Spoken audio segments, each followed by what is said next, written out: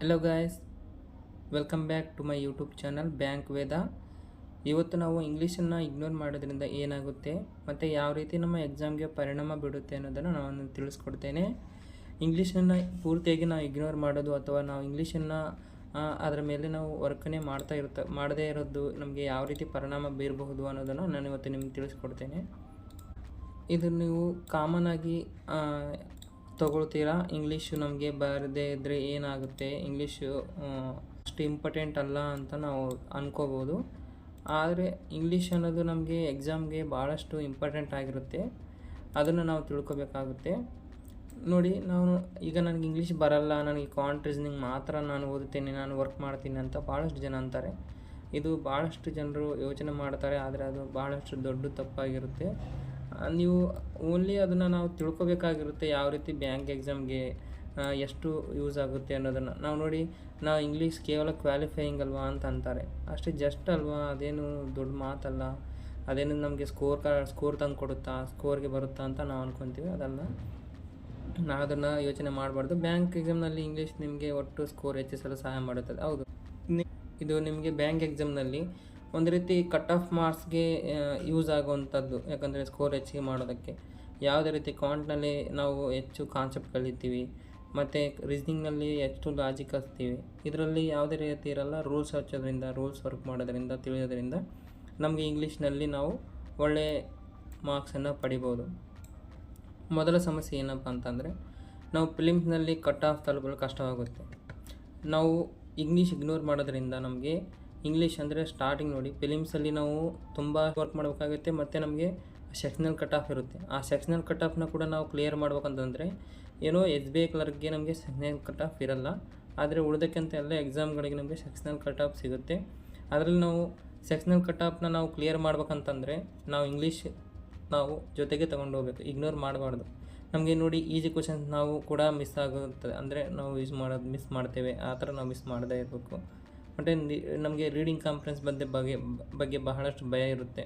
ಮತ್ತು ನಾವು ವೊಕ್ಯಾಬ್ಯುಲರಿ ಬಗ್ಗೆ ನಾವು ಜಾಸ್ತಿ ಒತ್ತು ಕೊಡಲ್ಲ, ಟೈಮ್ ವೇಸ್ಟ್ ಮಾಡಿಬಿಡ್ತೀವಿ ಅಲ್ಲಿ. ಅದರಿಂದಾಗಿ ನಮ್ಗೆ ಏನಾಗುತ್ತೆ, ಇಂಗ್ಲೀಷ್ ಇಗ್ನೋರ್ ಮಾಡೋದ್ರಿಂದ ಅದು ನಮಗೆ ಫಿಲಿಮ್ಸ್ಗೆ ಕ್ವಾಲಿಫೈ ಆಗೋಕ್ಕೆ ಭಾಳಷ್ಟು ಕಷ್ಟ ಆಗುತ್ತೆ. ಇದು ನೀವು ಮೇನಾಗಿ ತಿಳ್ಕೊಬೇಕು, ಭಾಳಷ್ಟು ಯೂಸ್ ಆಗುತ್ತೆ ಇದು ಎಕ್ಸಾಮ್ಗೆ. ಇದಿಷ್ಟು ಇದರಲ್ಲಿ ನಿಮಗೆ ತಿಳ್ಕೊಬೇಕಾಗಿರೋದು.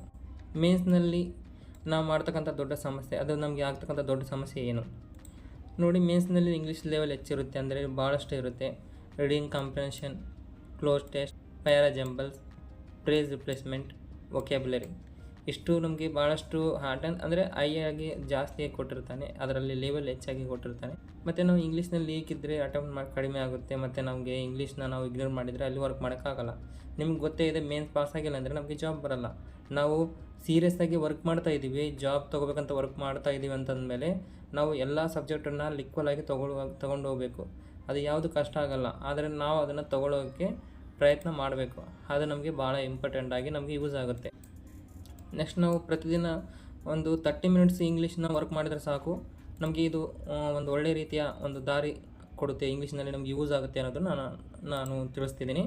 ಹೇಗೆ, ಒಂದು ಎಡಿಟೋರಿಯಲ್ ಸಾಕು ನಿಮಗೆ. ಎಡಿಟೋರಿಯಲ್ ಯಾಕೆ ಯೂಸ್ ಆಗುತ್ತೆ, ನಮಗೆ ಇಂಗ್ಲೀಷ್ ವೊಕ್ಯಾಬ್ಯುಲರಿ ಮತ್ತು ಇಂಗ್ಲೀಷ್ನಲ್ಲಿ ಸ್ಟಡಿ ಮಾಡೋದ್ರಿಂದ ಎಷ್ಟೋ ನಮಗೆ ರೀಡಿಂಗ್ ಕಾಂಪ್ರಿಹೆನ್ಷನ್ ಮತ್ತು ಕ್ಲೋರ್ ಟೆಸ್ಟ್, ಇನ್ನಷ್ಟು ಇದ್ದಾವೆ, ಫ್ರೇಸ್ ರಿಪ್ಲೇಸ್ಮೆಂಟು, ಮತ್ತು ನಿಮಗೆ ಮಿಸ್ಪೆಲ್ಟು, ಮಿಸ್ ಮ್ಯಾಚಿಂಗು, ಮತ್ತು ಕಾಲಮ್ ಬೇಸ್ಡ್ ಕ್ವಶನ್ಸು, ಇವೆಲ್ಲ ಯೂಸ್ ಆಗೋದೇ ನಮಗೆ ಓದೋಕ್ಕೆ ಬಂದಿರಬೇಕು. ನಾವು ಚೆನ್ನಾಗಿ ಓದೋಕ್ಕೆ ಬಂದಿರಬೇಕು. ಮತ್ತು ಅದರಲ್ಲಿ ನಮಗೆ ಪಾಸ್ಟ್ ಆಫ್ ಸ್ಪೀಚ್ನ ಯಾವ ರೀತಿ ಐಡೆಂಟಿಫೈ ಮಾಡಬೇಕು ಅನ್ನೋದು ಗೊತ್ತಿದ್ದರೆ ಸಾಕು, ಆವಾಗ ನಿಮಗೆ ಯೂಸ್ ಆಗುತ್ತೆ. ಅದು ಯಾವ ರೀತಿ ನಾವು ಯಾವ ಸಬ್ಜೆಕ್ಟ್ ಇದೆ, ಯಾವ ಸಬ್ಜೆಕ್ಟಿಗೆ ಯಾವ ವರ್ಕ್ ಬಂದಿದೆ ಅಂತ ನಾವು ಅದನ್ನು ತಿಳ್ಕೊಬೇಕು. ಯಾವಾಗ ಅದು ಯೂಸ್ ಆಗುತ್ತೆ ಅಂದರೆ, ನಾವು ಡೈಲಿ ಒಂದು ಎಡಿಟೋರಿಯಲ್ ವರ್ಕ್ ಮಾಡೋದ್ರಿಂದ ಅದರಲ್ಲಿ ನಮಗೆ ಡೈಲಿ ನಾವು ಅರ್ಥ ಮಾಡ್ಕೊಂಡು ಯಾವುದು ಏನು ಅಂತ, ಆವಾಗ ನಮಗೆ ಅದು ಕೂಡ ಡೈಲಿ ಸಾಕು, ನಮಗೆ ಯೂಸ್ ಆಗುತ್ತೆ.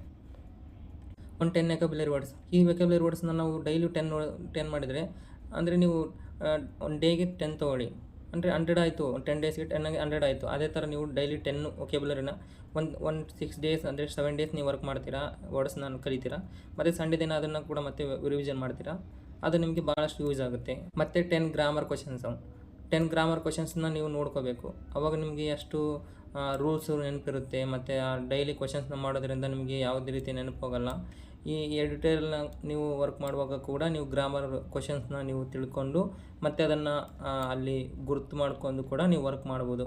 ಅದರಲ್ಲಿ ಒಂದು ರೀಡಿಂಗ್ ಕಾಂಪ್ರಿಹೆನ್ಷನ್ ನಾನು ಹೇಳಿದಾಗೆ ಎಡಿಟೋರಿಯಲ್ನ ಓದೋದ್ರಿಂದ ನೀವು ರೀಡಿಂಗ್ ಕಾಂಪ್ರಿಹೆನ್ಷನ್ನ ಈಸಿಯಾಗಿ ಸಾಲ್ವ್ ಮಾಡ್ಬೋದು. ಒಂದು ರೀಡಿಂಗ್ ಕಾಂಪ್ರಿಹೆನ್ಷನ್ನ ನೀವು ಡೈಲಿ ತೊಗೊಳ್ಳಿ. ಯಾವುದಾದ್ರೂ ಟೆಸ್ಟ್ ಪ್ಲಾಟ್ಫಾರ್ಮಲ್ಲಿ ಹೋಗಿ ಅಲ್ಲಿ ನಿಮಗೆ ಡೈಲಿ ರೀಡಿಂಗ್ ಕಾಂಪ್ರಿಹೆನ್ಷನ್ ನಿಮಗೆ ಸಿಗುತ್ತೆ.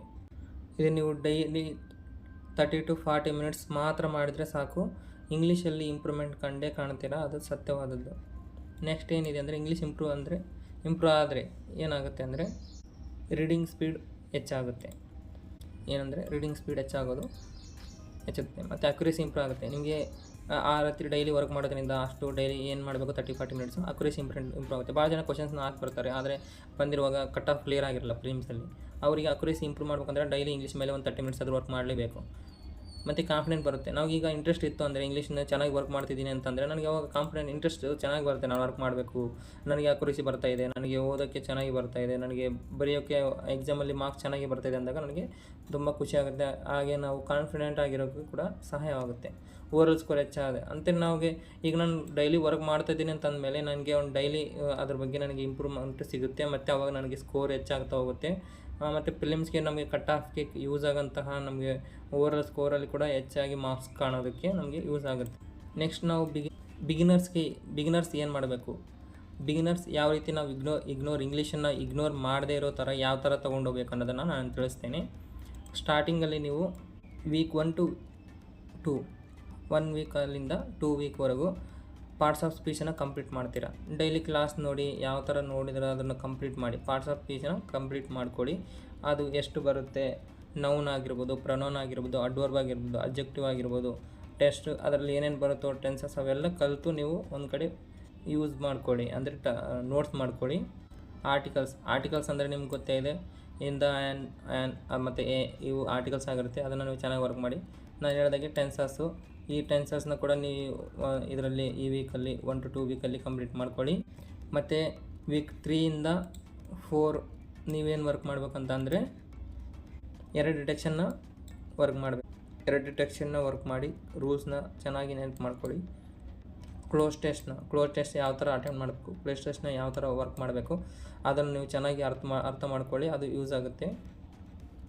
ಮತ್ತು 5th to 6th ವೀಕಲ್ಲಿ ರೀಡಿಂಗ್ ಕಾಂಪ್ರಿಹೆನ್ಷನ್ ಅಂದರೆ ನೀವು ಎಡಿಟೋರಿಯಲ್ ಓದ್ತಾ ಇರ್ತೀರ, ಅದರಿಂದನೂ ಕೂಡ ನೀವು ಒಂದು 4 ಕ್ವಶನ್ ಮಾಡ್ಕೊಂಡು ಅದರಿಂದನೂ ಕೂಡ ನೀವು ರೀಡಿಂಗ್ ಕಾಂಪ್ರಿಹೆನ್ಷನ್ನ ಮಾಡ್ಕೋಬೋದು. ಪ್ಯಾರಾಜಂಬಲ್ಸ್ ಅಂದರೆ ನೀವು ಸೆಂಟೆನ್ಸ್ನ ಜೋಡಿಸೋದು ಅನ್ನೋದು. ಪ್ಯಾರಾಜಂಬಲ್ಸ್ನ ನೀವು ಅಂದರೆ ವರ್ಕ್ ಮಾಡ್ತೀರಾ ಯಾವಲ್ಲಿ ಅಂದರೆ 5 to 6 ವೀಕಲ್ಲಿ. ಇದು ಕಂಪ್ಲೀಟ್ ಆದಮೇಲೆ ನೀವು ಇದೊಂದು ಯಾವ ರೀತಿ ಅನ್ನೋದಂದರೆ ನೀವು ಇಂಗ್ಲೀಷ್ ಅನ್ನೋದು ನಮಗೆ ಭಾಳ ಕಷ್ಟ, ಅದೊಂದು ರೀತಿ ನಾವು ಶತ್ರು ಥರ ನೋಡ್ತೀವಿ. ಇಂಗ್ಲೀಷ್ ಅಂದರೆ ನನಗೆ ಬರಲ್ಲ, ನನಗೆ ಇಂಗ್ಲೀಷ್ ಅಂದರೆ ಆಗಲ್ಲ, ಇಂಗ್ಲೀಷ್ ಸಾಕು, RRB ಮಾತ್ರ ನಾನು ವರ್ಕ್ ಮಾಡ್ತೀನಿ. ಯಾಕಂದರೆ ಪ್ರಿಲಿಮ್ಸ್ಗೆ ಇರಲ್ಲ RRB, ಆದರೆ ಆಮೇಲೆ ಮತ್ತೆ ಬರುತ್ತಲ್ಲ ಮೇನ್ಸಲ್ಲಿ ಅಂತೂ ನೀವು ತೊಗೊಳ್ಳೇಬೇಕು ಮಾರ್ಕ್ಸು, ಆವಾಗ ನಾವು ಫೇಲ್ ಆಗಿಬಿಡ್ತೀವಿ. ಅದಕ್ಕೆ ಡೈಲಿ ನಾವು ಎಕ್ಸಾಮಲ್ಲಿ ಏನು ಮಾಡ್ಬೇಕಂತಂದರೆ ಇಂಗ್ಲೀಷನ್ನು ತೊಗೊಂಡು ಹೋಗ್ಬೇಕು. ಇಗ್ನೋರ್ ಮಾಡೋದ್ರಿಂದ ನಮ್ಗೆ ಯಾವ ರೀತಿ ಯೂಸ್ ಇಲ್ಲ ಅದನ್ನು ನಾವು ತಿಳ್ಕೊಬೇಕು. ಇಂಗ್ಲೀಷ್ನ ನಾವು ಎಷ್ಟು ಇಗ್ನೋರ್ ಮಾಡ್ತೀವೋ ಅವಾಗ ನಮಗೆ ಅದು ತೊಂದರೆ ಆಗೋದು. ಎಲ್ಲ ಎಕ್ಸಾಮಲ್ಲಿ ಕೂಡ ಇಂಗ್ಲೀಷ್ ಕಂಪಲ್ಸರಿ ಇದೆ. ಅದಕ್ಕೆ ಗ್ರಾಮೀಣದಲ್ಲಿ ಈಗ RRB ಎಕ್ಸಾಮ್ಸಲ್ಲಿ ಏನಾಗಿದೆ ಅಂತಂದರೆ ಪ್ರಿಲಿಮ್ಸ್ ಎಕ್ಸಾಮ್ಗೆ ಇಲ್ಲ, ಆದರೆ ಮೇನ್ಸ್ ಎಕ್ಸಾಮ್ಗಳಿಗೆ ಬಂದೇ ಬರುತ್ತೆ, ಅದು 100% ನಮ್ಗೆ ಗೊತ್ತೇ ಇದೆ. ಅಲ್ಲಿ ನಮಗೆ ಟಫ್ ಆಗಿಬಿಡುತ್ತೆ ಅಲ್ವಾ, ಅಲ್ಲಿ ಇಲ್ಲ ಅಂತ ನಾವು ವರ್ಕ್ ಮಾಡಲ್ಲ. ನಾವು ಚಿಕ್ಕದಿಂದ 1ರಿಂದ ಚೆನ್ನಾಗಿ ವರ್ಕ್ ಮಾಡ್ಕೊಂಡು ಹೋದರೆ ನಮಗೆ ಒಂದು ಒಳ್ಳೆ ರೀತಿಯ ಉತ್ತರ ಕೊಡುತ್ತೆ. ನಾವು ಇನ್ಕ್ರೀಸ್ ಮಾಡ್ಕೊತ ಹೋಗಬೇಕು. ಡೈಲಿ ವರ್ಕ್ ಮಾಡೋಕ್ಕೆ ಸ್ಟಾರ್ಟ್ ಮಾಡಿ. ನಿಮ್ಮ ಹತ್ರ ಬುಕ್ಸ್ ಇದ್ದರೆ, ಇಲ್ಲ ಸಬ್ಜೆಕ್ಟ್ ನಿಮ್ಮ ಹತ್ರ ಯಾವುದೇ ರೀತಿ ಯೂಟ್ಯೂಬ್ ಪ್ಲಾಟ್ಫಾರ್ಮಲ್ಲಿ ಯಾವುದಾದ್ರೂ ಟೀಚರ್ ಇದ್ದರೆ ನಿಮಗೆ ಅದು ಹೆಲ್ಪ್ ಆಗುತ್ತೆ. ಅಲ್ಲಿಂದ ನೀವು ಸ್ಟಾರ್ಟ್ ಮಾಡಿ ಮತ್ತು ಚೆನ್ನಾಗಿ ಡೈಲಿ ವರ್ಕ್ ಮಾಡಿ. ಅದು ನಿಮಗೆ ಭಾಳಷ್ಟು ಯೂಸ್ ಆಗುತ್ತೆ. ಇಂಗ್ಲೀಷ್ನ ನೀವು ಇಗ್ನೋರ್ ಮಾಡಬೇಡಿ. ಇದು ನಿಮಗೆ ಎಕ್ಸಾಮ್ಗೆ ಮತ್ತು ಸೆಲೆಕ್ಷನ್ಗೆ ಒಂದು ದಾರಿ ಆಗಿರುತ್ತೆ. ಮತ್ತು ಈ ವಿಡಿಯೋಯಿಂದ ನಿಮಗೆ ಏನಾದರೂ ಒಳ್ಳೆಯದು ಮತ್ತು ನಿಮಗೆ ಇಷ್ಟ ಆಗಿದ್ದರೆ ಈ ಬ್ಯಾಂಕ್ ವೇದ ಚಾನಲ್ನ ನೀವು ಸಬ್ಸ್ಕ್ರೈಬ್ ಮಾಡ್ಕೊಳ್ಳಿ. ಮತ್ತು ನನಗೆ ನಿಮಗೆ ಗೊತ್ತೇ ಇದೆ ಅಂದರೆ ನಾವು ಯಾವ ರೀತಿ ವಿಡಿಯೋ ಮಾಡ್ತೀವಿ ಅನ್ನೋದು ನಿಮ್ಗೆ ಗೊತ್ತೇ ಇರುತ್ತೆ. ನಾವು ಒಳ್ಳೆ ರೀತಿಯ ಒಂದು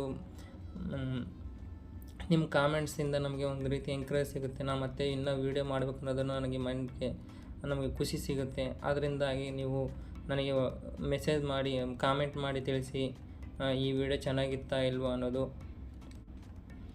ನನಗೆ ಇಂಗ್ಲೀಷ್ ತುಂಬ ವೀಕ್ ಇದೆ, ನಾನು ಏನು ಮಾಡಬೇಕು ಅನ್ನೋದು ಯೋಜನೆಗೂ ಕೂಡ ನಿಮಗೆ ಇದು ಹೆಲ್ಪ್ ಮಾಡುತ್ತೆ. Thank you guys. ಸಬ್ಸ್ಕ್ರೈಬ್ ಮಾಡ್ಕೊಳ್ಳಿ ನನ್ನ ಚಾನಲನ್ನು. ಬಾಯ್.